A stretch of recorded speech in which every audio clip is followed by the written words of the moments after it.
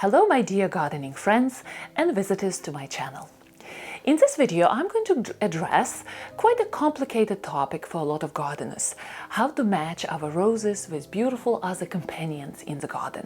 How to introduce roses into our gardens.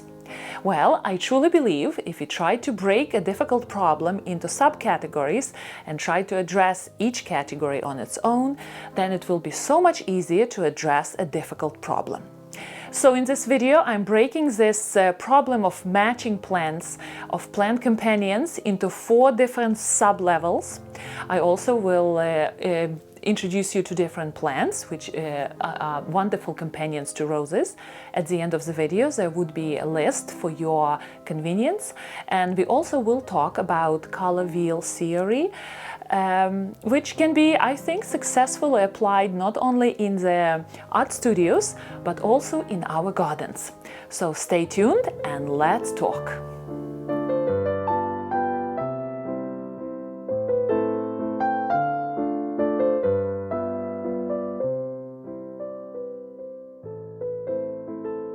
Very often when we see this magnificently planted flower border, especially border with roses, either the border with just roses or roses matched with other annuals and perennials, and if it's well designed, we see beauty right away. Our hearts are designed to catch beautiful things and to understand what is beautiful. We might not understand all the design principles behind planting this or that plant together, but we see that combination is very pleasing and is very beautiful. Now, David Austin himself said that David Austin roses, he likes to call them English roses, are very well adapted to fit into our gardens. David Austin roses, thanks to their very gracious form or growth, not only of beautiful blooms, but also the way the bush forms during its growing season, different color of leaves, very informal way of the way roses nod their head, the way they trail through different plants. That's why David Austin roses are so easily blending into our gardens, and it's easier to do a good match with David Austin roses. I like that, personally I like that a lot of colors are on a calmer side, on a gentler side. They're not bright neon colors. Usually those colors are more difficult to introduce into the garden. But because David Austin rose colors are so gentle and soft and easy to match with other colors, it's a joy to garden around those roses and to introduce them into our gardens.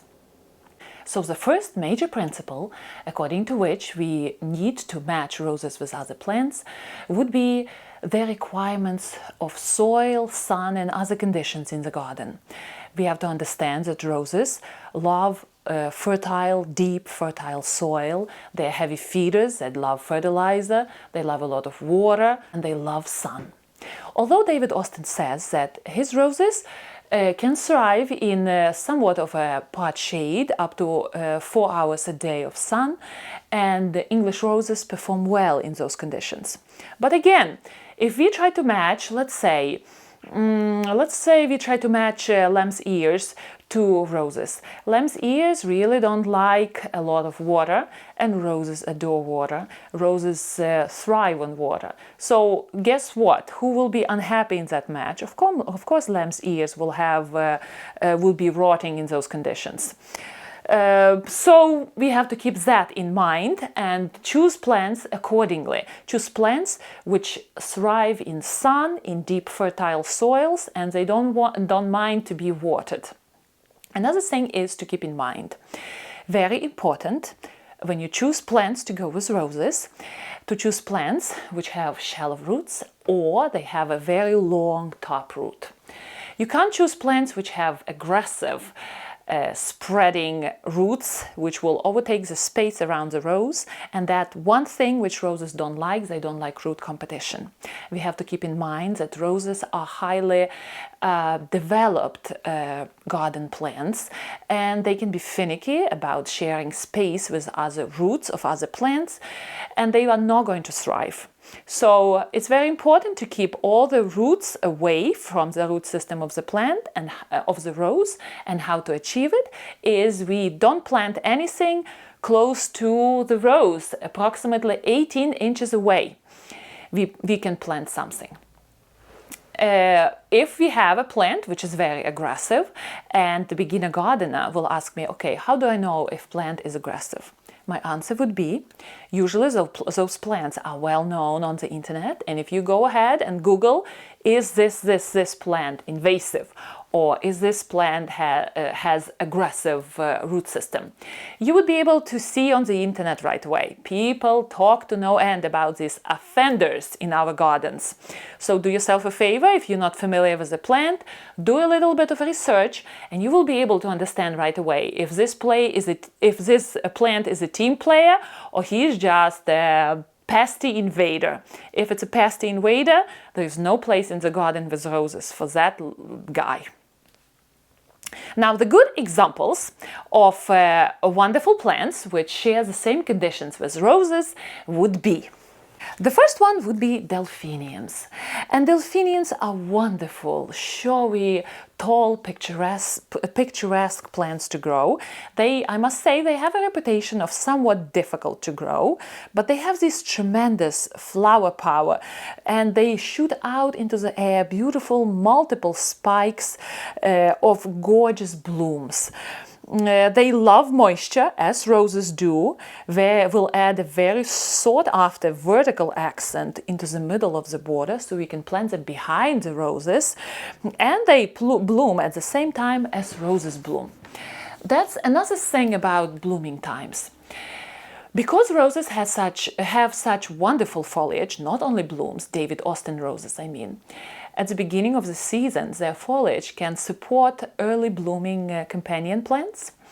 And then when roses come into bloom and early bloomers are kind of quieting down, they can be a support for the wonderful show of roses at the beginning of June. This is when roses are blooming in my area here. For those who don't know, I garden in coastal Connecticut, just on the border between zone 6 and 7.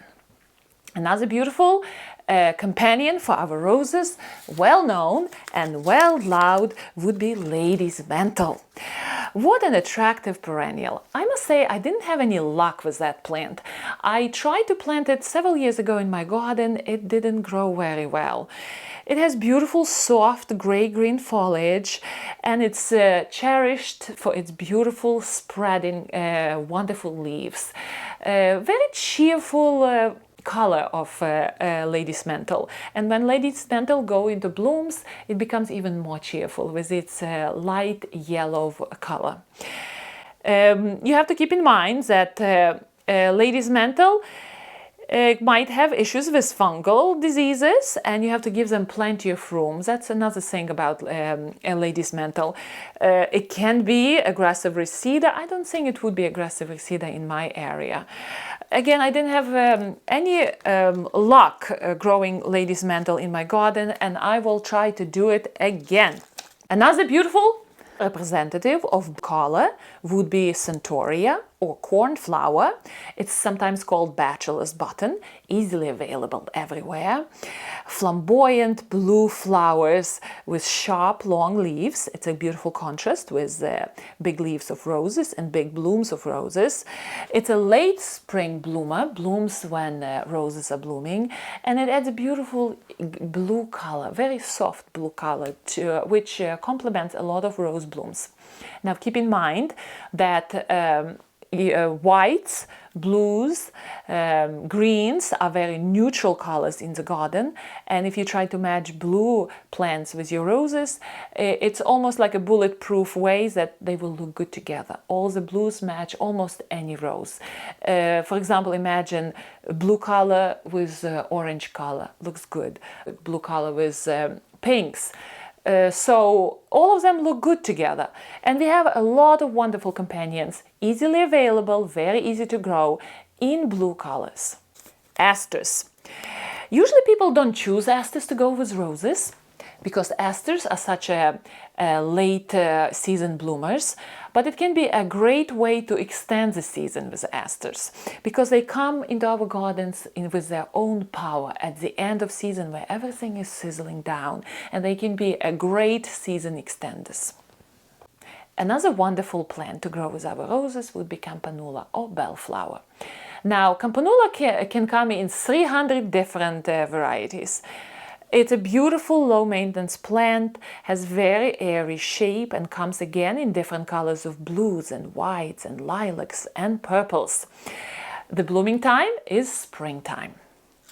Another wonderful plant which you would be able to find easily in the stores around USA would be pincushion flower. It comes in blue, purples and whites, widely available to grow, easy to grow, and can be also annual or perennial. We are moving to a second level of successful designing and matching plants in the garden, and that level would be a very important level of color. Level of color can be perplexing too, how to match different colors together, and later I'm going to talk about color wheel theory. Colors have probably the strongest effects on our mood. When we come into the garden and there are a lot of orange and yellow and red flowers, a lot of presence of hot colors, we become energized, we become ready to explore the world, we become friendly, outgoing, ready to party and have fun. When we come into the gardens with soft, subtle whites and blue colors which have a lot of blues in them, we become thoughtful, moody, melancholic, maybe romantic, calm, and we are ready to relax. So among all the features of the garden, color probably has the strongest effect on us. Now, I must say that I like calm gardens, so probably for me, you will never see a hot red blooming rose in my garden. I probably will never introduce that rose. I probably will have cool red blooming rose or some accent somewhere, but not hot red. And David Austin says that a lot of his roses really don't have, the red roses I mean, they don't really have a lot of presence of heat in them. They have cool blues in them. I would go for those roses. I like those cool reds. Now let's go to this color wheel theory. I will try to make it as simple as possible. Here we go, we are moving to our book.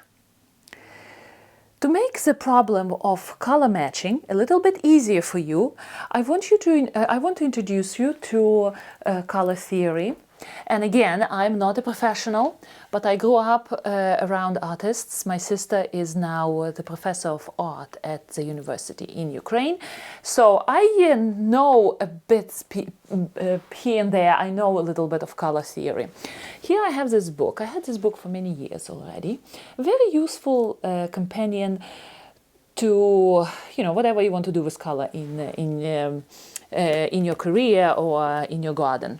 So here we have the color wheel, and as we know, we have three primary colors. We have red, we have blue, and we have yellow. Now, when those three colors are united, they create another three colors. Another three colors would be secondary colors, and they are orange, violet, and green. Now, again, when those colors are combined with their neighbors, they create yellow-green. So when green is united with yellow, we create yellow-green, and so forth. So here we have a color wheel. Now, how color combinations work, there are 10 basic schemes in color formation, in color combinations, and I'm going to go through several of them which are useful in addressing our companion plants in the garden. So, of course, the complementary combination would be a line across. We all know the combination of red and green. Christmas colors. Red looks so good with green.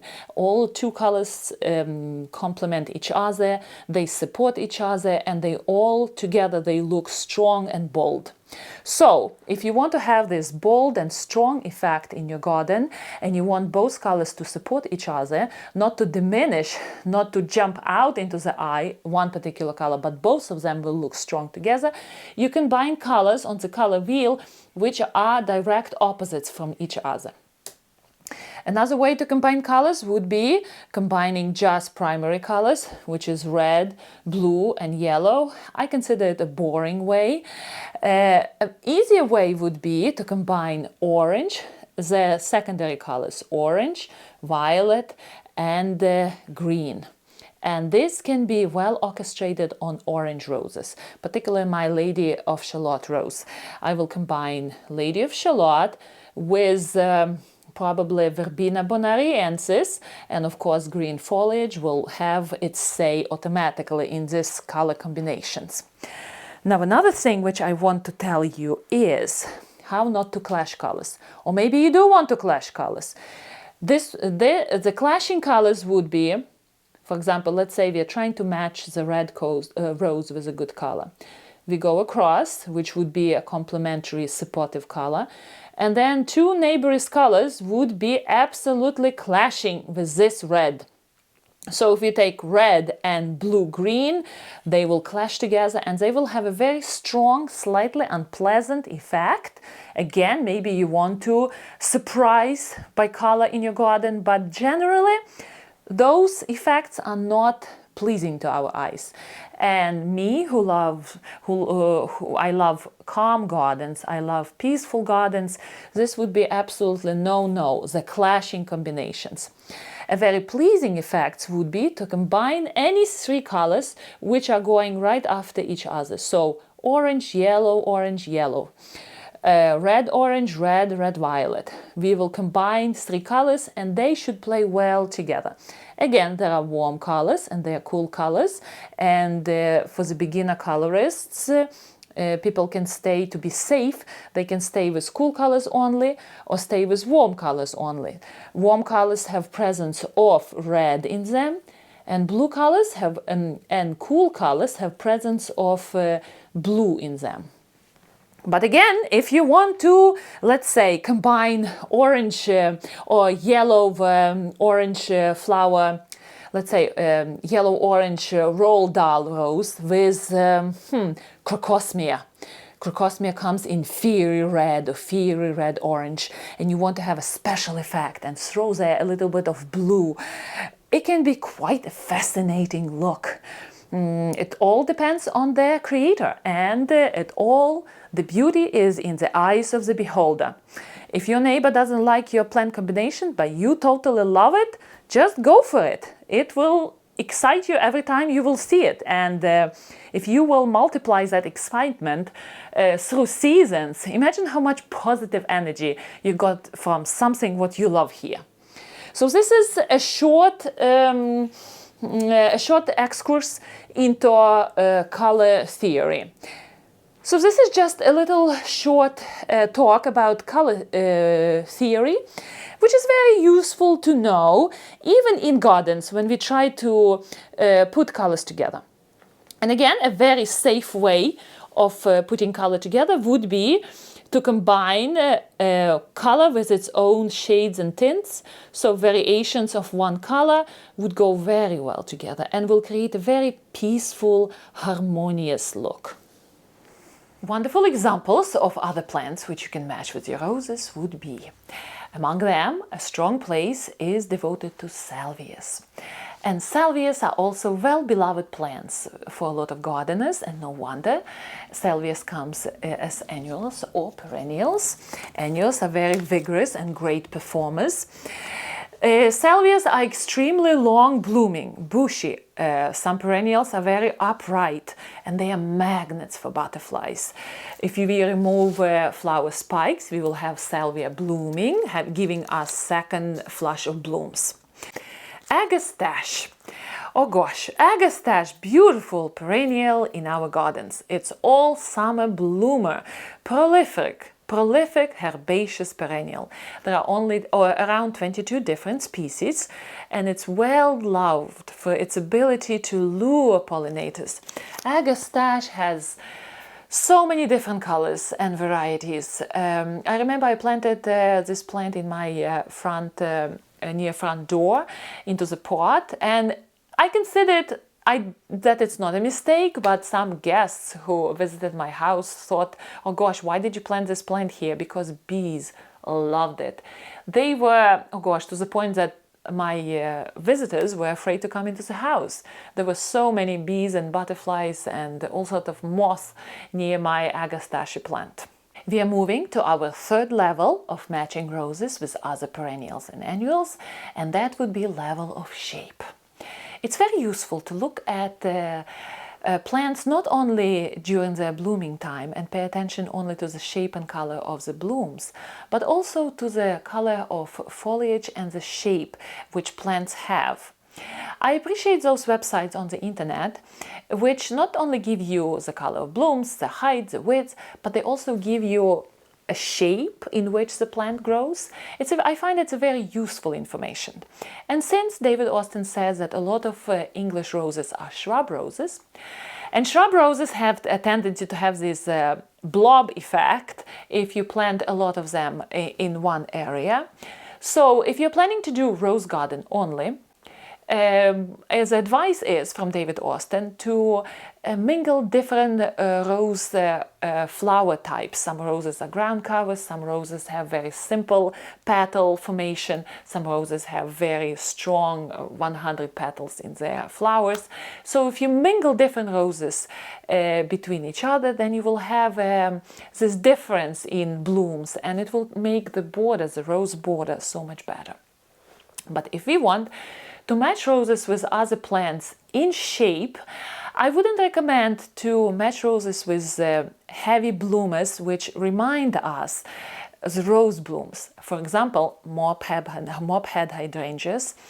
Since they bloom in the same round shape, they can be in competition to the shape of roses, and the effect can be quite difficult to find interesting. In the contrary, we can try to match our roses with airy, fuzzy, maybe spiky looking plants, and the difference in shape will make those combinations so much more pleasing to the eyes. Now again, another beautiful example of fuzzy match to roses would be cosmos. The only problem with cosmos, I find that if they're planted in a very rich soil, which roses love, of course, cosmos can flop and fall.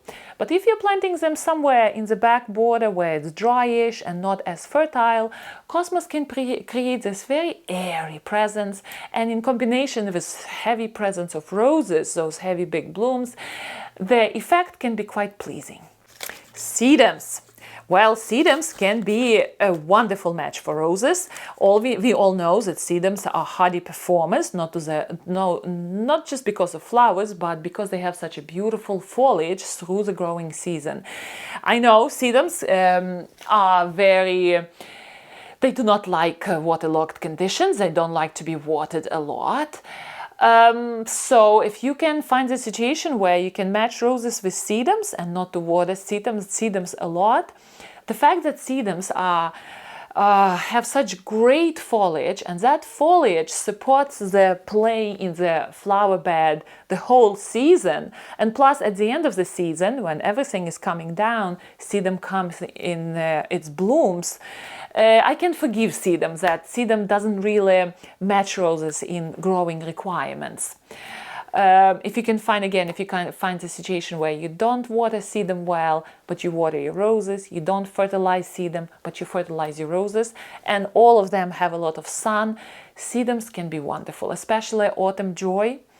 Has lovely green foliage, happy to grow anywhere, can sometimes tolerate even some little bit of shade.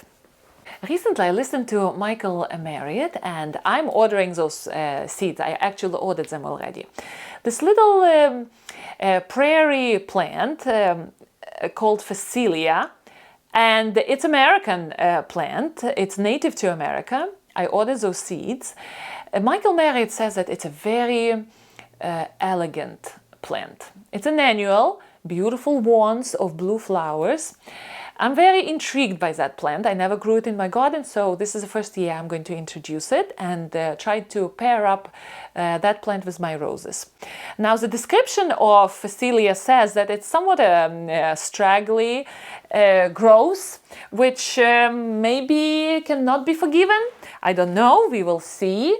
But Michael Marriott, who used to be a main rosarian of David Austin Nurseries, says it's a very good plant to grow with roses. So I'm intrigued and I'm ordering that plant. I'm ordering the seeds. Actually, I ordered already seeds. What I'm saying, repeating myself. I ordered those seeds already, and soon in several weeks I will be planting them right here on this window to grow for this spring. Favorite foxgloves digitalis, our favorite biennials. Biennials are difficult to deal with, especially for me, because you have to wait 2 years for the plant to produce flowers. First year, biennials just create a clump of foliage, which can be also attractive and supportive in the flower border. And then next year, foxgloves send this airy, beautiful, tall stalk of flowers in different colors. Some of them are blue, pinks, whites, and they pair very well with roses. They are favorite of old cottage gardens. I'm itching to order that plant too, but I have to exercise restraint because I'm garden on a small lot and I have to be very selective what I'm ordering into my garden. Well, this year 12 roses are coming.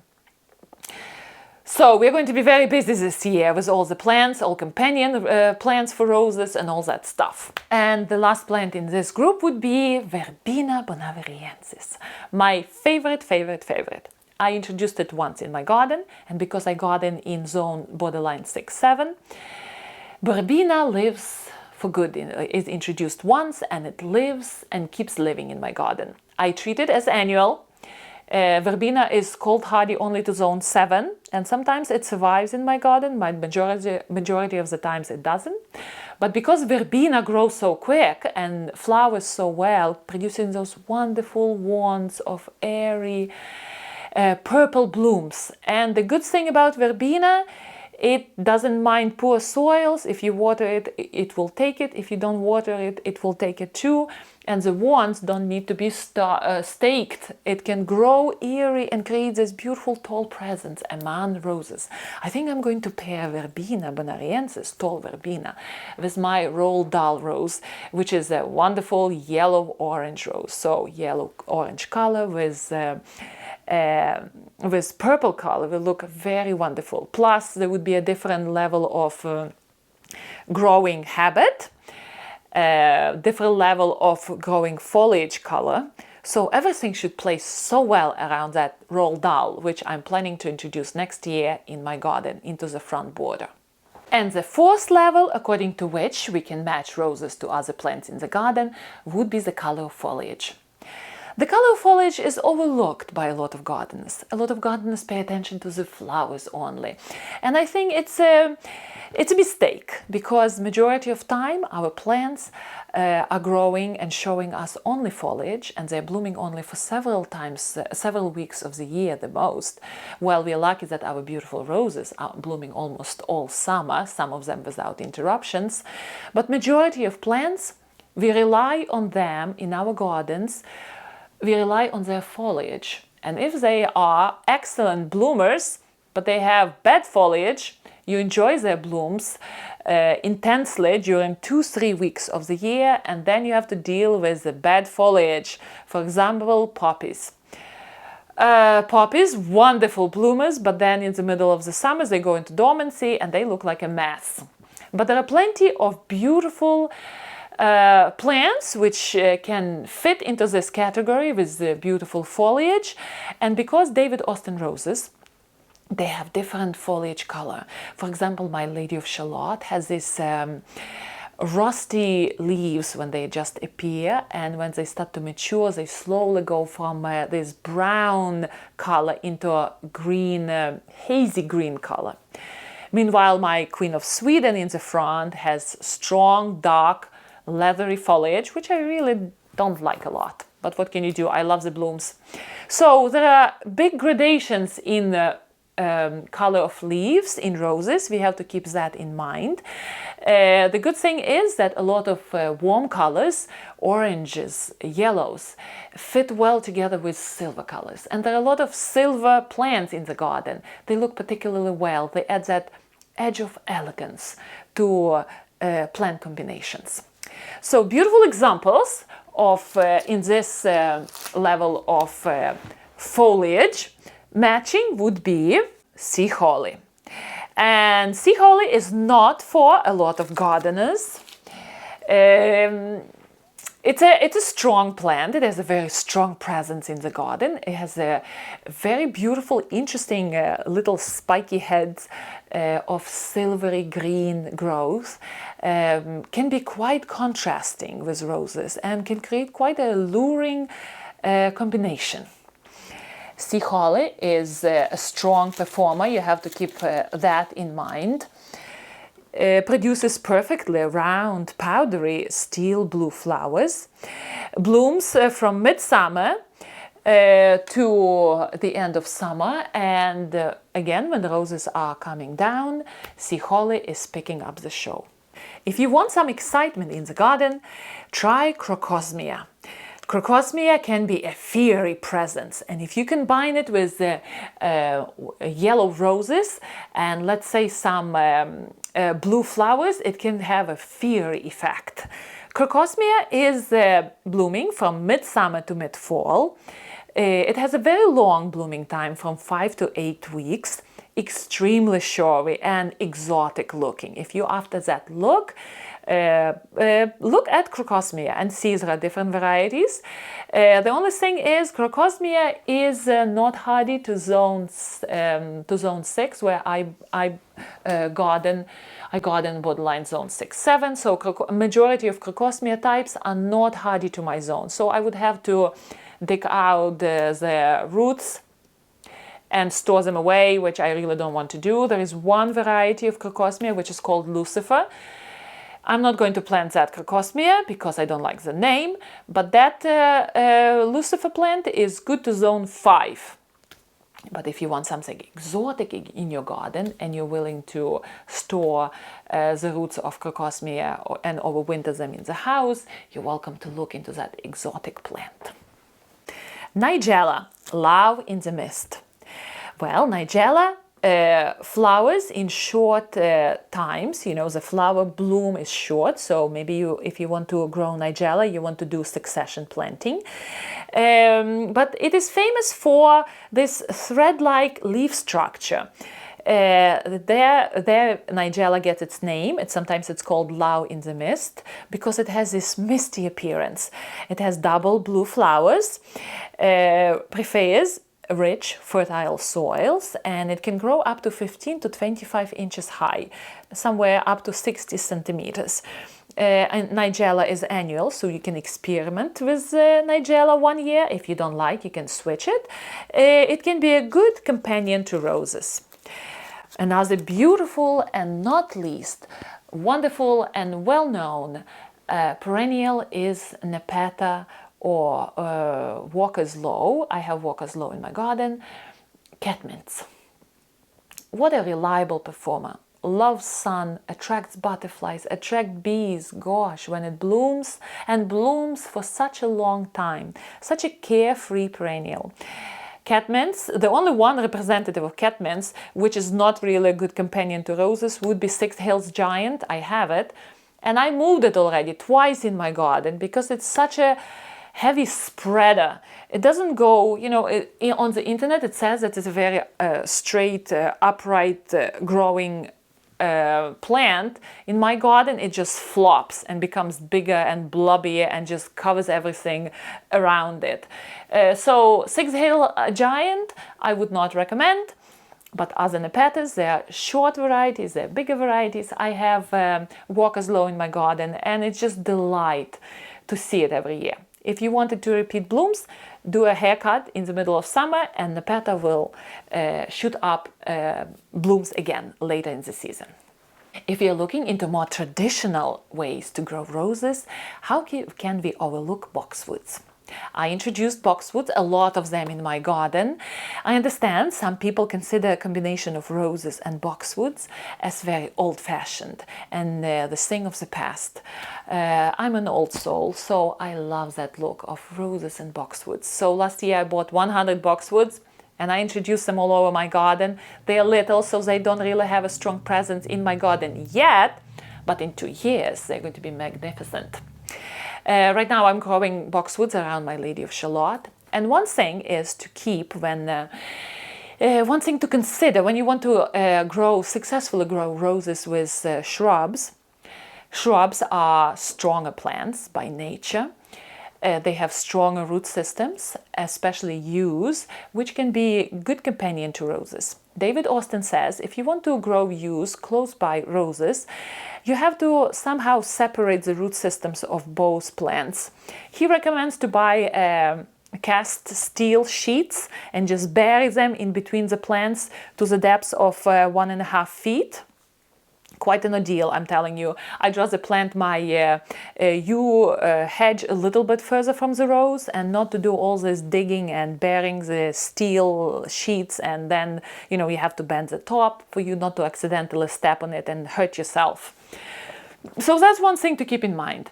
Because boxwoods now have so many problems with diseases, especially in Europe, a lot of gardeners stay away from boxwoods. I understand that. And a good substitute to boxwoods would be yews, which are very easy to keep in shape, and yews take shearing so well. The only thing with yews is it's so gloomy looking in winter, but because yews has such a solid presence in the garden, it can be a wonderful backdrop to showcase your beautiful, rich roses. I don't see a lot of people going into growing grasses together with roses. They can be excellent companions too. Some grasses can be invasive in areas. For us, for my area, where we have strong winters, Mexican grass can be a good companion for roses with this airy, beautiful movement in the air. And of course, how can we forget lavender? Lavender has different requirements as roses, so you have to keep those plants away from each other, because lavender in no way likes to have wet feet, and roses love moisture. So that's another thing. I'm not going to grow lavender in the garden because very often where I grow roses, there is not sufficient amount of sun, and lavender absolutely loves to bask in the sun. I hope you found this video helpful, and now it would be so much easier for you to mix and match plants together. Of course, the plant selection of roses are overwhelming. There are so many different varieties. And if you like a particular variety and you like a particular combination and it doesn't really follow the rules, who cares? You love it. It's your garden. Grow, plant that, and enjoy it. And don't be afraid to make a mistake, because two things are for you. Nature is very forgiving in matching plants together. Nature just almost creates all the plants to freely mingle together. But of course, we humans, we love to hybridize plants, and we love to introduce plants from different climates, so that can be a clash. But generally, if we garden with plants from the same region, they are very compatible with each other. And another thing good for gardeners who are a little bit timid to go into plant companionship would be, you can always move that plant and move it somewhere next year. And if you're still timid, you can start with annuals and know that annual by next year would be dead, and you can start all over again until you find your perfect match. Hope this video was helpful. Again, do subscribe, and happy gardening. I will see you next time.